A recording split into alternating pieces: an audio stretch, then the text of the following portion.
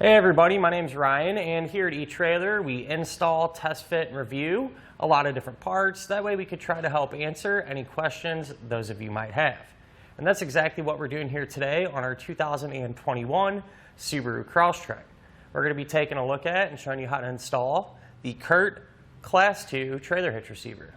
So when it comes to hitches for the Crosstrek, there really is a ton of different options available. And whichever one is going to fit your needs the best is really just going to depend on what you plan on using it for.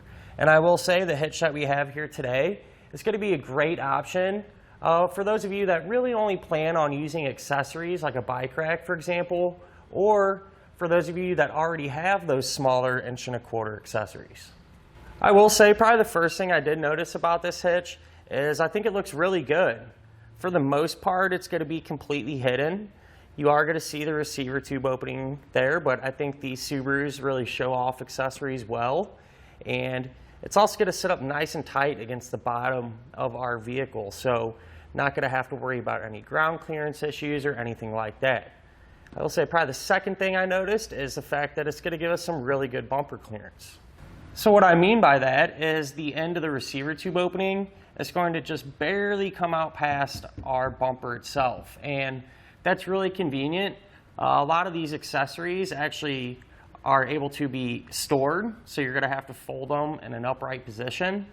And because of that good clearance, we're not going to have to worry about those set accessories making contact with our Subaru's bumper or causing any issues there. Now I'm going to give you a couple of measurements, and you can use these to help figure out which hitch-mounted accessories to get. From the ground to the top inside edge of the receiver tube opening, that's going to be about 15.5 inches.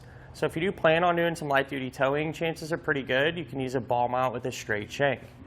From the center of the hitch pin hole to the edge of the rear bumper, that's going to be about 2 inches. And you can use that measurement to figure out that if any folding accessories you might have can be stored in that upright position without contacting the bumper. As far as the hitch's weight capacities go, it's going to have a 350-pound maximum gross tongue weight rating. So that's going to be the amount of weight that's pushing down on the hitch. So that's good for those 1 to 3, maybe even 4 bike racks, for example. And that's just really going to depend on how heavy the rack and your bikes are themselves. As far as the maximum gross trailer weight rating goes, it's going to be 3,500 pounds. And that's going to be the amount of weight that's pulling on the hitch. So that is the weight of your trailer plus anything that you might have on it. Now, I do always suggest, never a bad idea just to grab your Subaru's owner's manual. That way you can make sure your Crosstrek can pull out much weight safely. So as I mentioned before, since this is a Class 2 hitch, it's going to give us that 1.25" by 1.25" receiver tube opening. And it's also going to give us a reinforced collar for a little bit of extra strength, and I think it looks pretty good too. Kind of makes it look more like a finished product.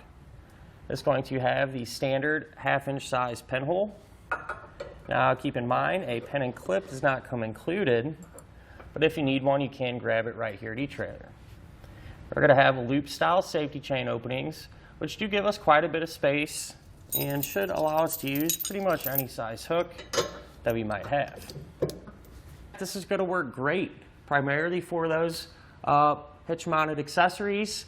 I think it looks really good and blends in great to the back of the Crosstrek. Now, as far as the installation goes, it's really not too bad. This is actually one of the easier hitches to get installed, so really shouldn't fight you a whole lot or take up a whole lot of your time. Speaking of which, let's go ahead and put it on together now. To begin our installation, we're going to be here underneath the back of our Subaru, and what we're going to need to do is lower our exhaust down a little bit. That way we have some room to work. However, before we do that, I suggest taking a strap and just running it from side to side. That way the exhaust will have a little bit of support, and we can kind of control how fast and how far we let the exhaust down.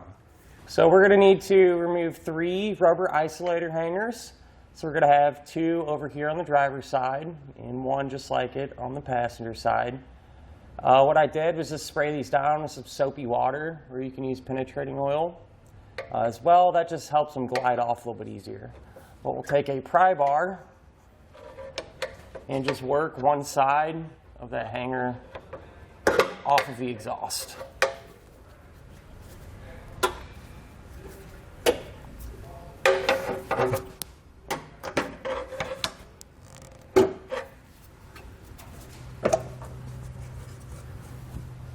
And then if you follow the exhaust forward, there's going to be one more hanger right here. So we'll go ahead and get that one off as well. Once we have all of them removed, what you can do is loosen up that strap and lower the exhaust down some. Now what we can do is come over here to the bottom of our frame rail and remove these rubber plugs. And that's because we're going to use these as an attachment point as well as an access hole. So we'll just take a flathead screwdriver. We're just going to pop those out. And I do want to mention from this point on, anything we do to this side of our vehicle, we're also going to do to the other side because they'll be set up the exact same way. Now what we need to do is come to this hole here closest to the front. You can see it's a little bit larger. We're going to use that as an access hole. That way we can fish wire our hardware into place. The only issue is it's just a little bit too small to actually get our hardware inside there. So this is one of the spacer blocks and one of our carriage bolts. You can see they don't fit. So what we need to do is just enlarge it a little bit. I'm going to use a step style drill bit to open it up just big enough to get our hardware in there. Since we don't have to remove a ton of material, you could use a hand file to open that up as well, but it might just take you a little bit longer. Or you could also use some type of die grinder bit, something along them lines, just to open it up a little.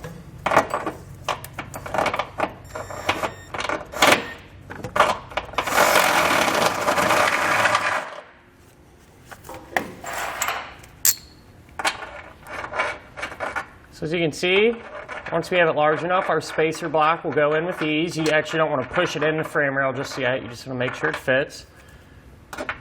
And same thing with our carriage bolt here. So now that we verified that, not a bad idea to come back with some spray paint and just put a layer of paint over that exposed metal. That way we don't have to worry about rust or anything like that.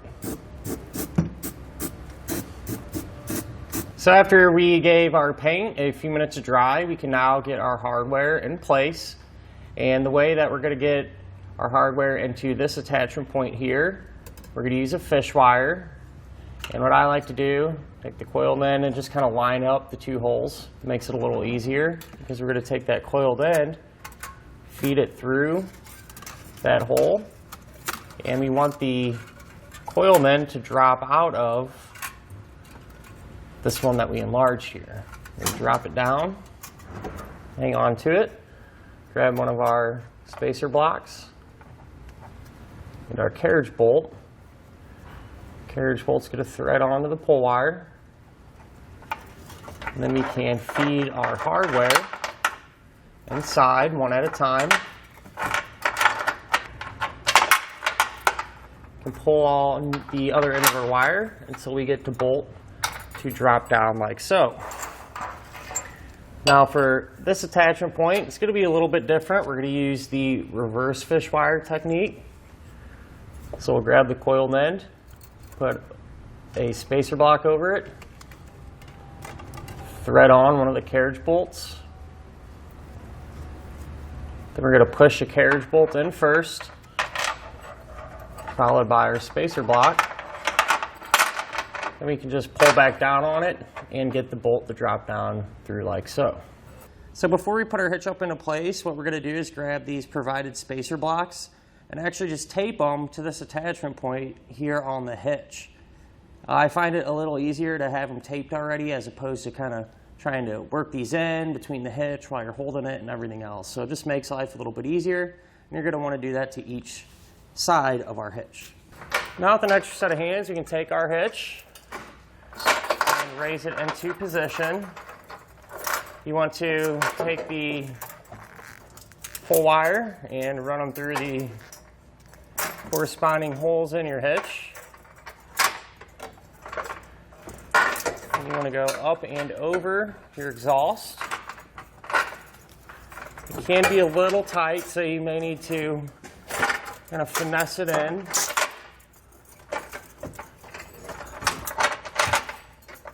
What you're trying to do is to get your bolts to drop down through the hitch like that.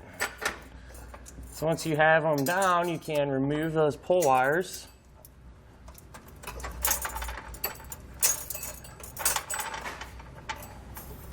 You're going to want to take a flange nut and get one started on each side hand tight. That way the hitch will support itself while we work on the rest of the hardware. Now that we have all of our hardware in place and hand tight, we can come back with a 3/4 inch socket and snug it all up.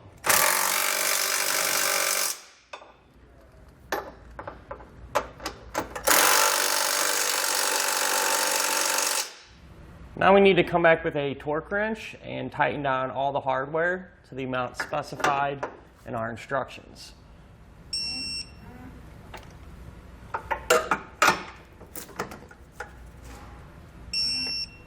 And that'll finish up our look at and our installation of the Curt Class 2 Trailer Hitch Receiver on our 2021 Subaru Crosstrek.